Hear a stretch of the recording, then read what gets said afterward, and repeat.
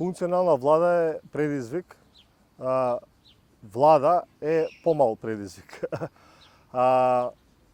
Со ваквата распредба на гласови, многу е поизвестно дека владата ќе ја формира, ќе биде имаме старо нова коалиција помеѓу СДСМ и ДУИ, во која евентуално би влегле ДПА и може би некој нов независен пратеник, како што навикнавме да гледаме во минатото, за да ја зголеми незината функционалност, иако за функционална влада е тешко да се зборува, со оглед на тоа што и 61 и 63 пратеника, колку евентуално би имала таа влада, е нешто што не гарантира функционално собрание во секој миг. Гледаме дека имаме често проблеми со формирање на кворум и од тука тоа ќе биде проблем. Од друга страна, огромен дел од системските закони со двотретинско мнозинство поминаа во собрание и во таа смисла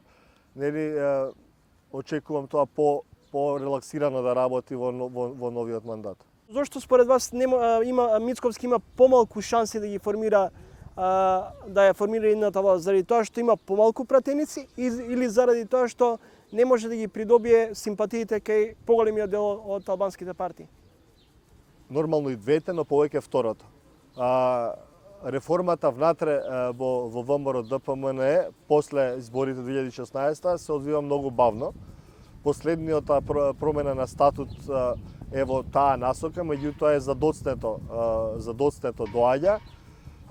Партијата избра во голем дел да промовира тврд национализам, спротивно на позициите на кои што ги преферираат албанскиот електорат.